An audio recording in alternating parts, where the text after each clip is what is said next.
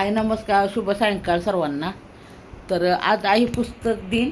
तर सर्वांना पुस्तक दिनाच्या खूप साऱ्या शुभेच्छा. महत्त्वाचं म्हणजे आमच्या शेताताई ज्या कवयित्री आहेत त्यांनाही खूप साऱ्या शुभेच्छा. एक कवयित्री म्हणून त्यांना शुभेच्छा देत आहे मी, कारण त्या खूप मोठ्या, त्या लई मोठ्या व्हाव्यात त्या, असं माझं वाटतं. म्हणजे मला असं वाटतं की त्या लई मोठ्या कवयित्री व्हाव्यात, त्यांचं लई मोठं नाव व्हावं. कारण हे बघा कसं असतं माहिती आहे का, मोठ्या लोकांना कुणीही सपोर्ट करतं, त्यांना कुणीही कुठं नेऊन ठेवतं, पण ज्यांना खरोखर गरज आहे ना त्यांना कुणीच मदत करत नाही, असं आहे. तर खरं मला वाटतं ना, कशी सीताताई लय असं म्हणजे त्यांनाही लोकांनी मदत करावी. जे प्रकाशक आहेत त्यांनी सीताताईला मदत करावी आणि कुठं त्यांना नेऊन ठेवावं, असं खरोखर मला मनापासून वाटतं.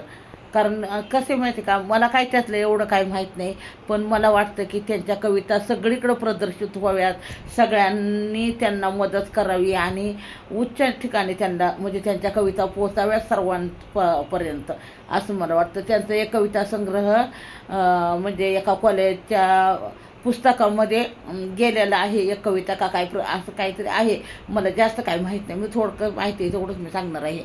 तर ना मला असं वाटतं खरं म्हणजे तुम्हाला सांगू का, जे मोठे कवी आहेत अशा लोकांना कसं सगळेच लोक सपोर्ट करत असतात, पण ज्यांना खरोखर सपोर्टची गरज असते, खरोखर त्यांना मदतीची गरज असते ना, तर त्यांनाच कोण मदत करत नाही. तर खरोखर सीताताईंना ना म्हणजे असं कुणीतरी मदत करावी, त्यांच्या पाठीमागं खंबीरपणे कुणीतरी उभं राहावं की, आणि त्यांना खरोखर कुणीतरी असं म्हणजे व्यक्ती असं मोठं कोणतरी भेटावं आणि त्यांना का नाही असं मोठ्या ठिकाणी नेऊन ठेवावं. खरं मला असं वाटतं की म्हणजे मला काय म्हणायचं आहे तुम्ही समजून घ्या मला. त्यांच्या कविता संग्रह लई मोठ्या ठिकाणी जाऊन पोचव. तुम्हाला सांगते, आदिवासी कविता, डांगानी कविता, परत तुम्हाला सांगते भरपूर काय काय आहे त्यांच्या म्हणजे कवितांमधून. म्हणून मला वाटतं की त्यांना प्रोत्साहन मिळावं आणि कुठंतरी म्हणजे असं चांगल्या मोठ्या ठिकाणी त्यांचं नाव व्हावं, असं मला वाटतं. आणि मोठं असं पुस्तक त्यांचं प्रदर्शित व्हावं आणि त्यांना भरपूर मदत व्हावी, असं मला म्हणायचं आहे. आणि लई मोठं नाव व्हावं त्यांचं, असं मला म्हणायचं आहे. म्हणून मी हा व्हिडिओ बनवत आहे. आणि तुम्हाला तुमच्या माहितीसाठी सांगते, असंच त्यांनी एक म्हणजे व्हिडिओ बनवला आणि माझं त्याच्यात फोटो नव्हता. तर मला असं वाटलं की मी एवढं त्यांच्यावर प्रेम करते, एवढं, आणि का नाही माझ्यावरती त्यांनी व्हिडिओ बनवला. म्हणून मी त्यांना एक दिवस त्यांना लाईव्हला म्हणलं, शेतात तुम्ही सगळ्यांसाठी करता, मग माझ्यासाठी का नाही तुम्ही केलं. तर एवढी छान कविता त्यांनी माझ्यासाठी केलेली आहे ना, तर त्यांचे मनापासून धन्यवाद. आणि खरं मनापासून मला वाटतं की त्या लई मोठ्या कवयित्री व्हाव्यात, लई मोठं त्यांचं नाव व्हावं, असं मला वाटतं.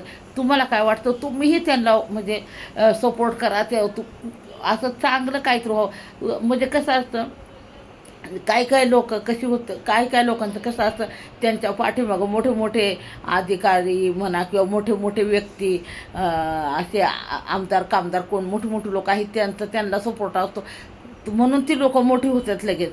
पण ज्यांना खरोखर गरज असते, ज्या म्हणजे मुळातच त्यांच्या कविताच वेगळ्या आहेत आणि त्यांना खरोखर म्हणजे गरज आहे आणि खरोखर असं वाटतं की ही व्यक्ती मोठी व्हावी.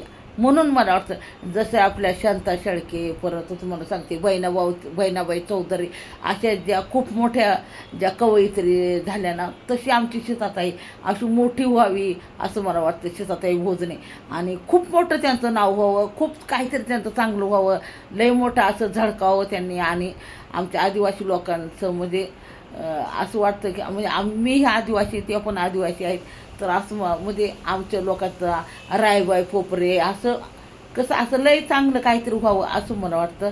आणि आता एवढंच मी सांगते. आणि तुम्हाला काय समजून घ्यायचे ते तुम्ही समजून घ्या, पण मला एवढंच वाटतं की सीताताईंचं लय मोठं नाव व्हावं, एवढंच मला वाटतं. आणि सीताताईंना पुन्हा एकदा खूप साऱ्या शुभेच्छा.